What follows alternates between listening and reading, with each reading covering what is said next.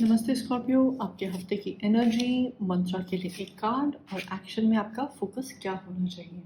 नवरात्रि के चलते हुए फेमिनिन एनर्जी से कोई थीम या गाइडेंस के लिए एक कार्ड। तो स्कॉर्पियो शुरू करते हैं आपके हफ्ते से, जहां कार्ड आया है टू ऑफ कप्स। कप्स जो होते हैं ये इमोशंस के बारे में, भावनाओं के बारे में बात करते हैं और ये दिखा रहा है कार्ड कि आपका हफ्ता काफ़ी अच्छा जाएगा। कहीं पार्टनरशिप की बात है, नरिशमेंट की बात है, दोस्त परिवार में मेल जोल हो सकता है, कोई इवेंट हो सकता है और लाइफ में जनरली एक हेल्दी बैलेंस लाने की आप कोशिश कर रहे हैं या आपने वहाँ कुछ स्टेप्स ऑलरेडी ले लिए हैं। जिन भी लोगों से आप मिलेंगे, जहाँ पे भी आप काम कर रहे हैं, वहाँ आपके रिलेशनशिप्स अच्छे रहेंगे। और मान लीजिए आप कोई नई पार्टनरशिप शुरू कर रहे हैं, वो कोई रोमांटिक रिलेशनशिप भी हो सकता है। तो ये कोई एक लंबा चलने वाला रिलेशनशिप हो सकता है, लंबी चलने वाली दोस्ती हो सकती है। ओवरऑल ये हफ्ता आपके लिए अच्छा रहेगा, आप काफ़ी सपोर्टेड फील करेंगे और अपने आप को इंजॉय करेंगे। आपके मंत्रा में कार्ड आया है डेथ। ये मेजर आर्काना का कार्ड है और इस पिक्चर के अंदर आपको डेथ को एज अ लेडी दिखाया गया है। उनके अंदर की जो सृष्टि है, स्टार्स है, स्टार डस्ट है और ये जो ट्री है जिसके बड़े डीप रूट्स हैं, इधर उधर फैले हुए हैं, यानी कि ट्री ऑफ लाइफ भी कह सकते हैं एक तरह से।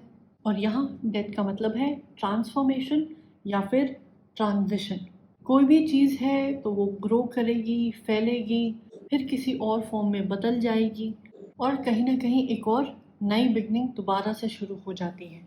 तो तो मंत्रा के हिसाब से ये कार्ड आपसे कहता है कि जब आप इवॉल्व कर रहे होते हैं, कहीं आगे बढ़ रहे होते हैं, तो आपकी लाइफ में, आपकी सोच में, किसी भी चीज़ में या क्षेत्र में जब कोई बदलाव आता है तो उसको ओपन हैंड्स के साथ एक्सेप्ट करें। अगर कोई चीज़ आपको सूट नहीं करती है या आप ओवर ग्रो कर गए हैं तो उस चीज़ को पीछे छोड़ दीजिए। अगर कोई बदलाव आपकी लाइफ में ऐसे आया है कि अभी अभी आपकी शादी हुई है, आप किसी नई टीम में गए हैं या फिर आप पार्टनरशिप में काम कर रहे हैं, तो फिर आपको वहाँ पे भी एडजस्ट करना पड़ेगा।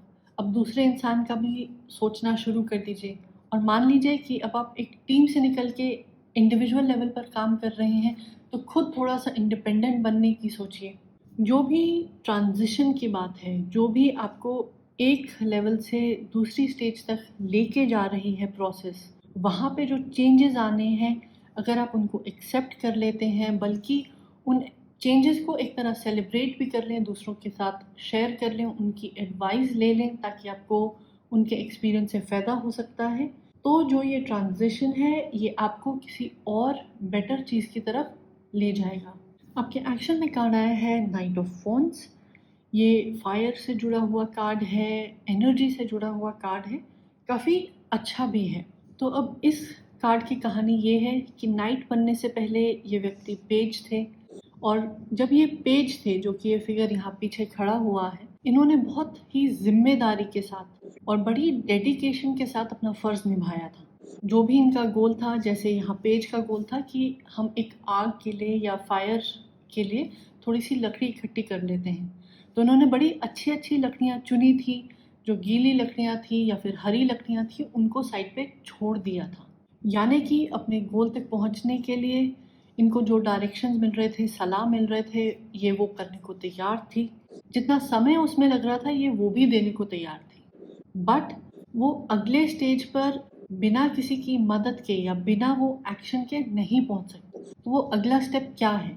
वो अगला स्टेप नाइट ऑफ वॉन्ड्स दिखाता है, यानी कि वो स्पार्क होना चाहिए।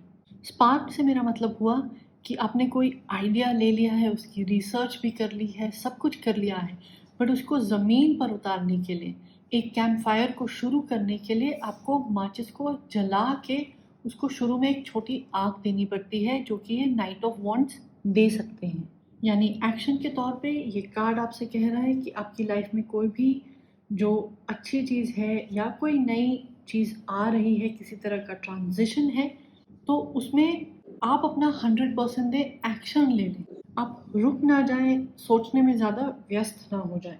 अगर वो अपॉर्चुनिटी नई भी है, आपको डर लग रहा है, फिर भी आपको उस डर का सामना करना पड़ेगा, वो चेंज आपको एक्सेप्ट करना पड़ेगा और जो आपकी स्पेशलिटी है, जो आपके हाथ में है, वो चीज़ आप करके दिखाएं, ताकि फिर आप ताकि आप रियलाइज़ कर सकें कि यहाँ पे आपकी ग्रोथ अपॉर्चुनिटी कितनी है, एवेन्यूज़ कितनी है, क्या ये लॉन्ग टर्म चीज़ है या नहीं।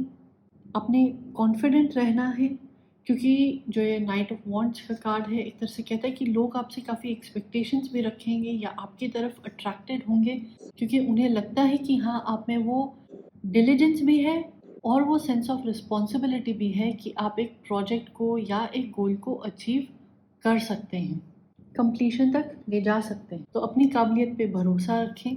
जो भी नया चैलेंज आपको मिल रहा है, आप अपने स्किल सेट से शुरू करें।